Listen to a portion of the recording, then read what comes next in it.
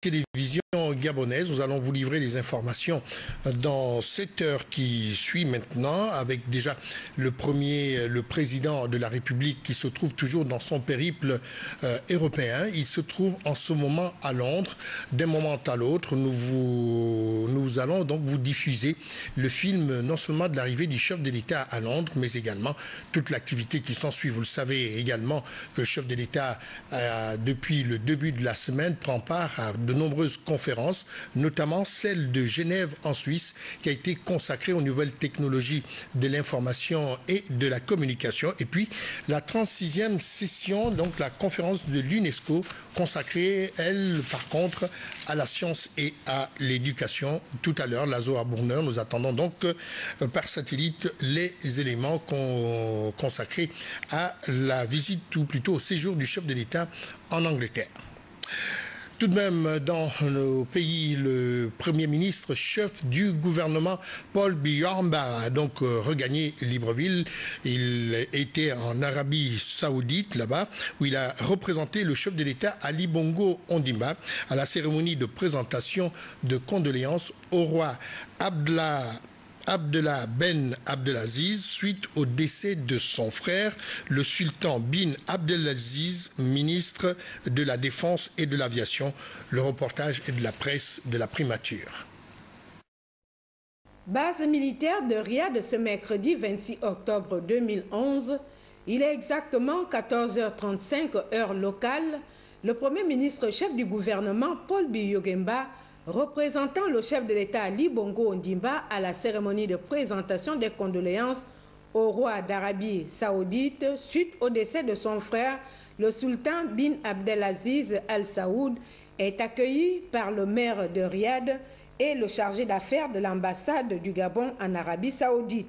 Après un petit échange de vues avec l'édile de Riyad, le Premier ministre chef du gouvernement, Paul Biya, accompagnant le ministre délégué aux Affaires étrangères, Paul Boundoukoulata, s'est ensuite rendu en fin d'après-midi au palais royal où il a transmis de vive voix le message de condoléances du chef de l'État Ali Bongo Ondimba à son Excellence le roi Abdallah Ben Abdelaziz Al Saoud. Rappelons que le sultan bin Abdelaziz Al Saoud, décédé le 22 octobre dernier à New York aux États-Unis, à l'âge de 84 ans, était ministre de la Défense et de l'Aviation. La présence de la délégation gabonaise à cette cérémonie de la capitale d'Arabie Saoudite témoigne de l'excellence des relations entre nos deux pays, impulsées par les plus hautes autorités, à savoir le chef de l'État Ali Bongo Ondimba et le roi d'Arabie Saoudite. La délégation gabonaise a regagné Libreville très tôt ce jeudi matin. Et puis, décédé le 15 octobre dernier, Pierre Mamboundou sera enterré dans sa ville natale de Ndendé. Mais tout de même, les obsèques de Pierre Mamboundou devraient se faire aujourd'hui dans la capitale gabonaise, notamment avec une messe à l'église Sainte-Marie de Libreville et puis des hommages qui devraient lui être rendus par les députés, l'ensemble des députés gabonais. Mais malheureusement, l'Assemblée nationale n'a pas pu rendre un dernier hommage à Pierre Mamboundou, leader de l'UPG. Le bureau de l'Assemblée nationale a tout de même donc tenu une réunion express à ce sujet. Voici les explications de Nicolas Yves Monsard. L'hommage prévu ce jour à l'honorable Pierre Mamboundou n'a pas eu lieu au palais Léomba. Le bureau de l'Assemblée nationale élargi aux présidents des groupes parlementaires a tenu pour cela une réunion express en vue d'éclairer l'opinion nationale et internationale. La dépouille de l'illustre disparu n'est pas arrivée au palais Léomba à la suite d'un blocage occasionné par les militants et sympathisants de l'UPG, l'Union du peuple gabonais. Les négociations engagées par la famille sont restées sans suite en dépit des dispositions mises en place par le bureau de l'Assemblée nationale pour honorer dignement cet illustre député.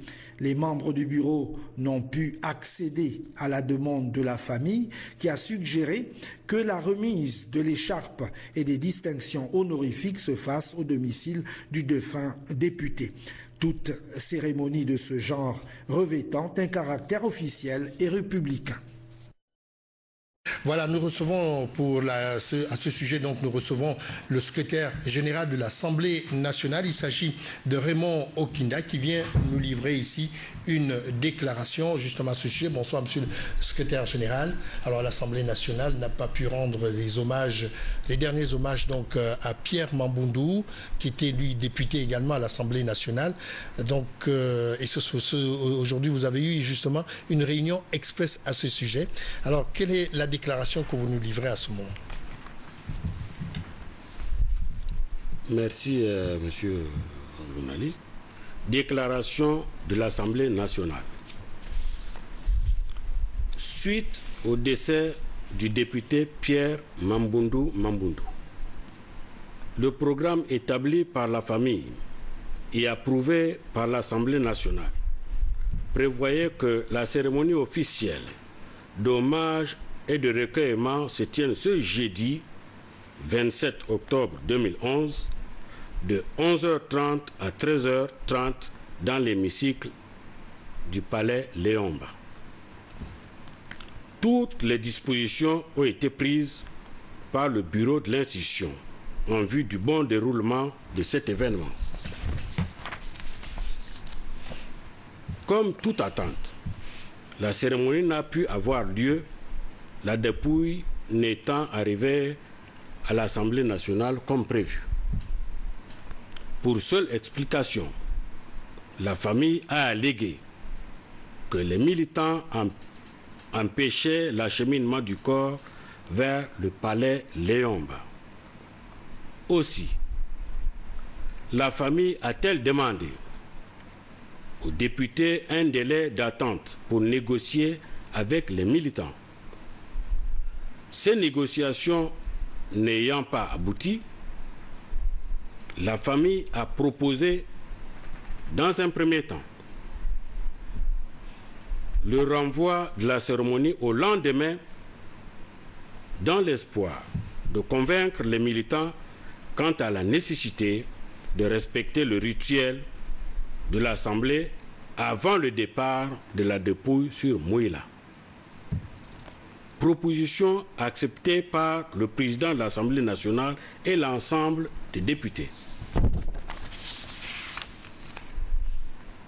Quelques heures plus tard, cette idée n'a pu prospérer et la famille a suggéré que la cérémonie de remise de l'écharpe à la veuve et la décoration du disparu se déroule à son domicile.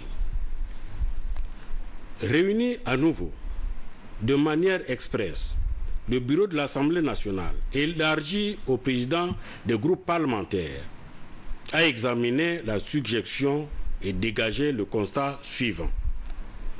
Comme toutes les cérémonies qui ont cours à l'Assemblée nationale en pareille circonstance, celle dédiée au député Pierre Mamboundou Mamboundou devrait garder un caractère républicain et officiel, ce qui est contraire à l'hypothèse du domicile familial par définition privée.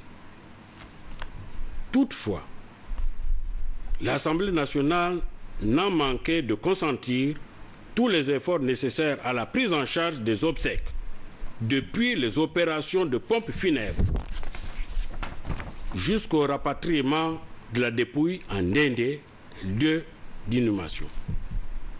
Tout ceci pour dire que la bonne volonté de l'Assemblée nationale pour rendre un hommage mérité à son illustre député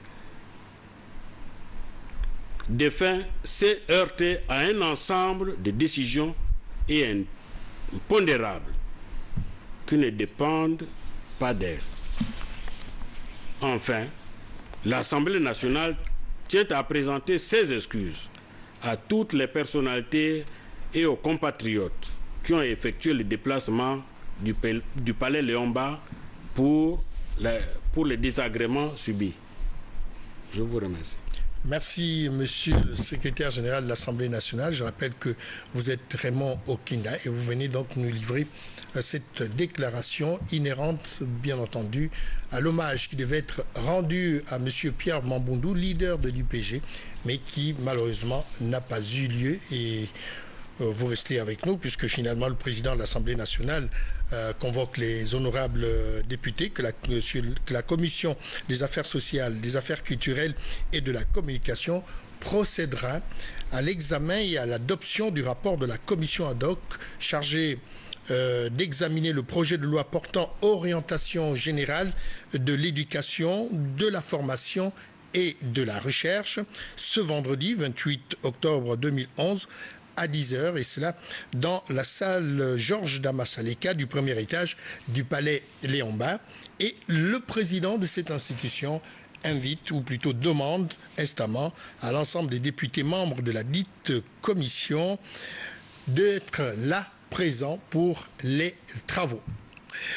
Vous restez avec nous toujours pour suivre en images justement Aurélien Toutoum Mébiam qui poursuit sa tournée à travers le 2e arrondissement de la commune de Libreville en sa qualité de premier responsable politique du parti démocratique gabonais. Dans cet arrondissement, il va sensibiliser les populations sur l'arrivée prochaine d'Ali Bongo Ondimba, président de la République, qui est en tournée républicaine depuis plusieurs mois déjà sur l'ensemble du territoire national. Je vous laisse suivre ce reportage de David Akumbu sur des images donc de Prestine Ngwa. Ces différentes séries de causeries animées par Aurélien Toutoum, en sa qualité de premier responsable politique du 2e arrondissement de la commune de Libreville, visent à sensibiliser les populations des différents quartiers que compte cet arrondissement sur la tournée républicaine qu'effectuera le chef de l'État Ali Bongo Ondimba. L'homme politique a mis à profit ces échanges pour expliquer à ses compatriotes le but visé par cette tournée républicaine qui lui permettra de mieux s'imprégner des difficultés rencontrées au quotidien par le peuple gabonais. Le chef de l'État, qui est résolument engagé de faire du Gabon un pays émergent, veut avoir de contacts directs avec ses compatriotes pour leur expliquer cette vision noble. Aurélien Toutoum a lancé un appel pour une forte mobilisation de toutes les couches sociales vivant ou de passage ce jour-là à venir démontrer au numéro 1 gabonais leur attachement à cette nouvelle politique émergente qui commence à donner satisfaction. L'arrivée d'Ali Bongo Ondimba au 2e arrondissement est perçue comme un fils qui vient de rendre visite à sa famille, et cela d'autant plus vrai qu'il est l'un des petits-fils du feu président Léon-Bas. Au regard des efforts fournis dans le cadre de l'amélioration progressive des conditions de vie du peuple gabonais, les habitants du 2e ont vite compris qu'il faut avoir une place dans le train de l'émergence pour un avenir en toute confiance. Rachel Ntimejara, je prononce bien, a été officiellement présentée à la base du Parti démocratique gabonais dans le département de la Baïe-Bricolo comme la championne qui va donc défendre les couleurs de cette formation politique lors des législatives qui s'annoncent dans quelques semaines. Alors c'était à la faveur donc des retrouvailles. Il y a eu quelques jours à la Chambre de commerce de Libreville. Le compte-rendu est de Evin Ombiné sur des images de nos confrères de TV2. Des 17 sièges de députés que compte la province du Haut-Ogooué, seul celui de la Baïe-Bricolo verra batailler une dame pour le compte du Parti démocratique gabonais. Rachel Ntimejara, dame de Sérail, bien connue de la haute administration gabonaise, a fait l'unanimité autour d'elle à l'occasion des présentes retrouvailles d'avec les ressortissants de la Baïe-Bricolo résidant à Libreville. Je voudrais vous en remercier très sincèrement et vous exprimer notre détermination à ratisser large pour le Parti démocratique gabonais à Baïe-Bricolo lors des prochaines élections législatives afin de permettre la poursuite de l'ambitieux programme de l'émergence du distingué camarade président du PDG